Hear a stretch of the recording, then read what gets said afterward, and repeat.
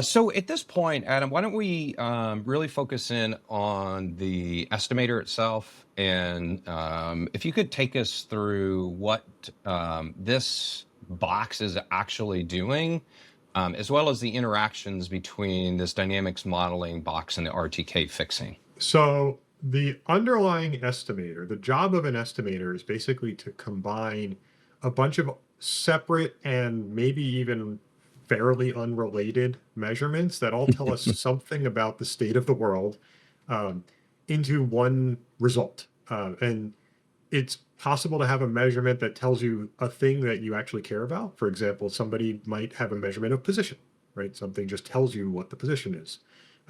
Or you might have something that indirectly tells you about the thing you care about. For example, you might have wheel speeds that tell you how you have you're moving, but they don't necessarily tell you your position. Or you might have a measurement to a satellite and so on. The estimator's job is to take all these measurements, given the measurement modeling that we talked about, and sort of combine them and massage them into ultimately an update to what we do care about. We call that a filter state, typically, state vector. And that's things like position, velocity, orientation, but it might also sort of involve less obvious things like corrections to some of the sensors that may have underlying error, or other things we just have to estimate as byproducts in order to ultimately get to a good position. Yeah, yeah. The number one thing that an estimator really cares about and really is doing is combining those and weighting each of those measurements so that we're kind of considering how much sort of wiggle room, how much error does this measurement have compared with how, confident am I in my current estimate of that state vector? How well do I think I know the position? How well do I think I know the orientation?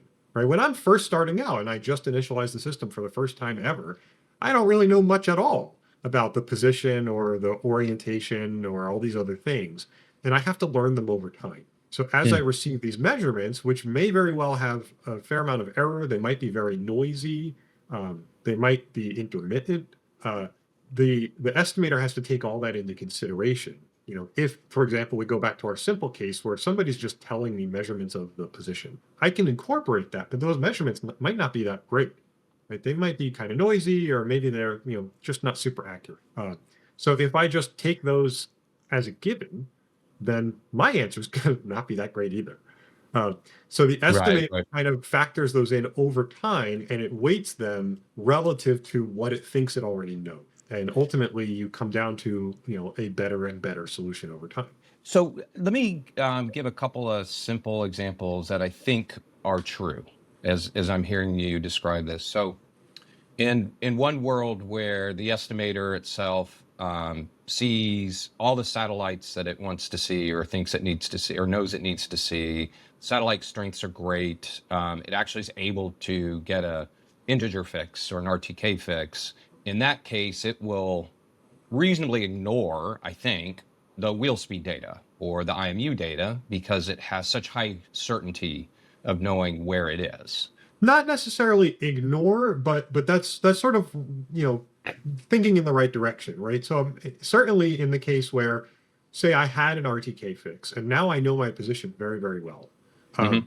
Well, let's imagine that I get a faulty GNSS measurement. Maybe it Right. bounced off of a building, or some other reason. It's kind of full of error. If I compare that measurement and, importantly, how much error I expect to have on that measurement normally to what my estimator thinks is the correct location, now I can kind of look at those and say, oh, actually, that measurement is really far off from how much error it should have generally.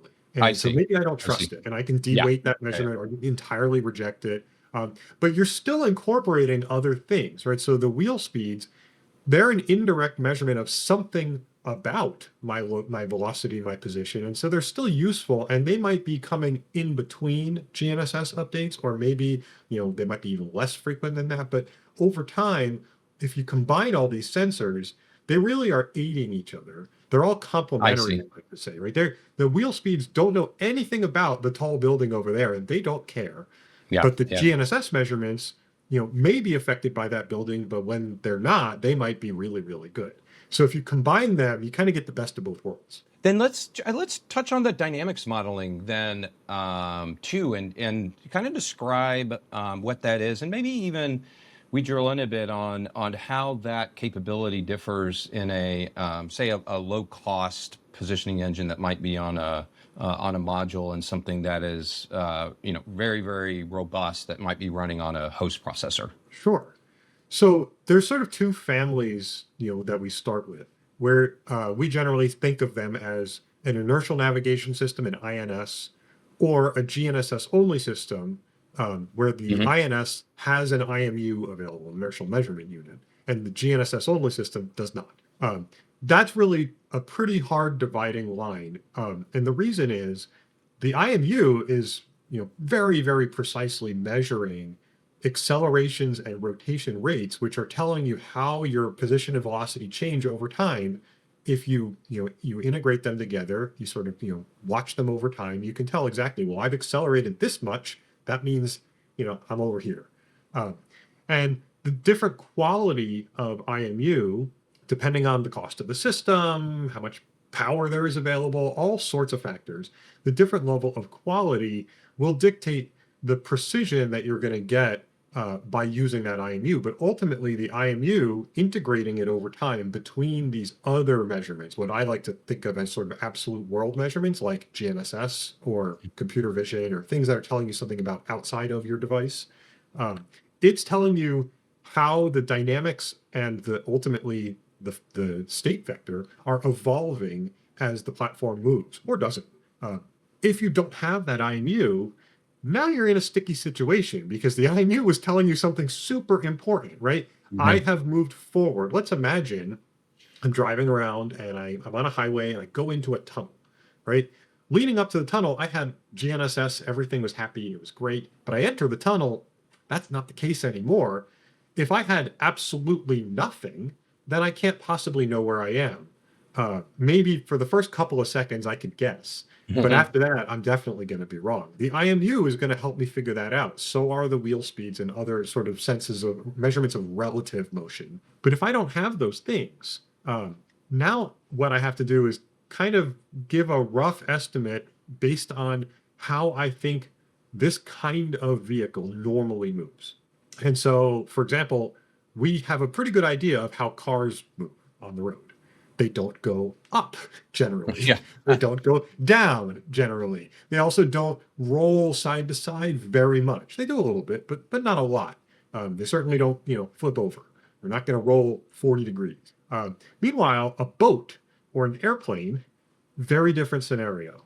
Um, so we have these sort of starting families where there's, do I have the IMU and possibly other things too, like wheel speeds, and do I not? And that kind of dictates initially what sort of modeling or assumptions basically can I make about how this platform operates. Then after that, we have other things we can do, which are sort of in the academic side, they tend to call them pseudo-measurements, which are basically I can apply my knowledge of this kind of vehicle and then use that to come up with constraints on what the system is allowed to do over time and what doesn't really make sense. So, for example, if the IMU tells me that I am not rotating, because that's what it measures is rotation rate, and it also tells me that I'm not accelerating in any way, shape, or form, and I can kind of combine all that knowledge and figure out, okay, you know what? I think I'm definitely stationary, right? And let's say I'm a car, for example. Well, when cars are stationary, they're not going to, we just said they're not rolling, they're not pitching because they're not rotating at all. We know that now. And so if I measure a rotation rate or I measure an acceleration or something to the effect, I can pretty much just say, you know what, that's got to be wrong. Maybe my measurement has some error in it. And that allows us to create these sensor corrections where we can then say, all right, well, this particular sensor is off by this amount and in this way. Mm. And so Yeah. we can apply these pseudo measurements where we say, look, I'm fairly confident that we are stationary and therefore the rotation rate should be zero. Let's pretend it is zero. Then how much error am I observing? That allows us to correct the dynamics model, correct the measurements coming in from the sensors, and get much more precise over time. I see. Once we've produced these sensor corrections, and they evolve, we learn them as we go, and they change. Environmental factors, temperature, all kinds of stuff can affect these things. But once you get a pretty good bead on them, now you can really eke out the best precision from these measurements that you're getting.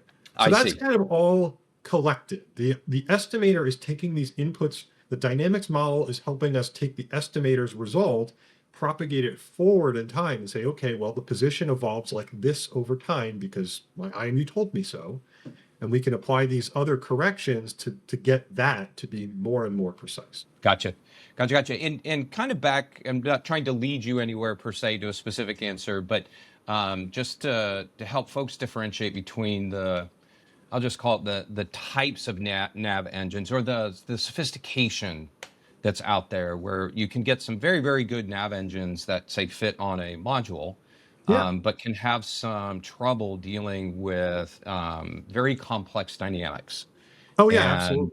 in a complex dynamics world where you do want to model for it, there are occasions, maybe the norm is that needs to run, say, on something that has more capability on a host.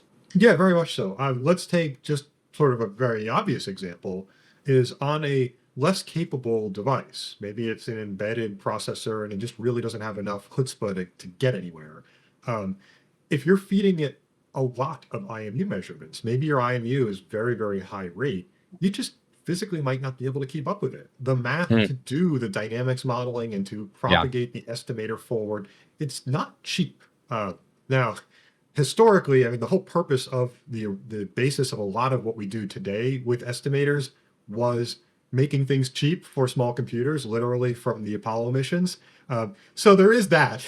However, it's all relative. And so if you're accepting measurements at a really high rate, which might be really valuable for certain kinds of environments, certain kinds of platforms, maybe you're on a race car and you have a ton of dynamics and a ton of vibration and things that you want to be able to get out of that measurement, uh, you may not be able to keep up to actually use that high of a rate. And you may ultimately end up having to use a lower rate measurement, which may hide some of the things that are actually important to you. Yeah. And that's just one of a million kinds of limitations we can think of. But that kind of gets the idea that some of these techniques that you really need to get to that most fine-grained level of precision just may not fit super well on certain kinds of devices because of all of the other things you have to do at the same time. Gotcha. Yeah, thanks for that. It's a really great example that you gave. Great. So now, as you're saying, the estimator is now doing its job and it's outputting an actual position. In this case, we're calling it the pose solution. You also use the term, as we pop back up here, as the filter state. Right. And let's drill in at what happens at this point. Yeah. So, yeah, this filter state terminology, that's something that we use pretty frequently internally. And that's sort of what we just mentioned, right? The estimator ultimately is estimating what is called a state vector. And it's basically just a bunch of numbers. Um, but it's the thing that's telling you where am I and what's my velocity and everything you wanted to know. The issue is, um, depending on the type of system, our INS or our GNSS-only system, depending on the measurements we have available to us, depending on a whole bunch of factors, the nav engine itself may be forced to run on a slight delay, right? And so we talked, I think, a little while ago about the measurements coming in they're asynchronous to each other, and so they're coming in at different rates, and some have more latency than others, and so ultimately they may be out of order. We have to put them back in order in order to use them, and so to do that, we might be forced to delay the updates to Mm, the nav engine, at least to some hmm. degree. We're not Yeah. talking about delaying it a week, but we might have to delay it a little bit. Um, so we take that output and we feed that to what we call an output propagator. And there are many different ways to do this, and we have multiple different implementations that are better or worse for different kinds of scenarios. But what it does ultimately is it takes the output of the nav engine with this slight delay, and it does its best job to propagate it forward as close as possible to real time. And so that way, what the user sees has as little delay, as little latency as we can possibly give them. That's the propagator's job, and it's not a trivial job. There's a lot Mhm. going on there, um, and we draw the picture of what's happening inside, and it's a very tough picture to wrap your head around. But ultimately, it's just taking this somewhat delayed output that is super precise, and it's propagating it forward in time, trying to maintain that precision, but allowing you to know where I am now, not where I was at the time that the nav engine is currently operating. Gotcha. Gotcha. I suspect this could get blown out a bit like we did this down here, Okay. but we'll save that for another day as well. So at this point, we now have a position that we have a level of confidence in, and now it's time to move that somewhere. And is Right. that where we're looking at these output and transport services? That's exactly right. So we break this into two pieces in our system.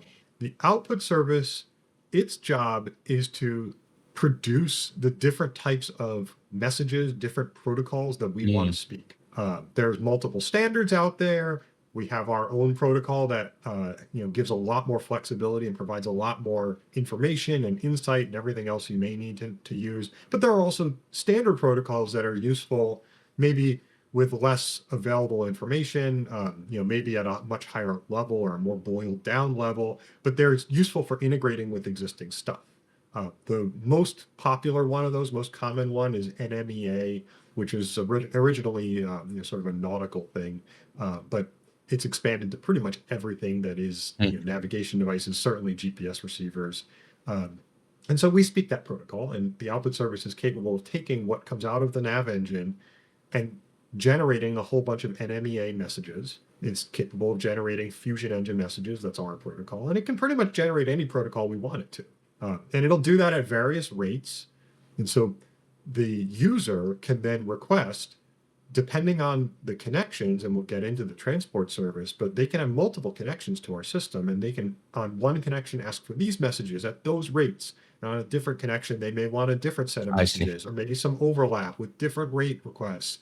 And so the output service's job ultimately is to weigh all of those and produce sort of a unified set of messages that we can send to this transport service. The transport service's job is literally to speak to the user, to be that transport of the data to the user. And so it presents interfaces that the user can configure depending on their integration, depending on their needs.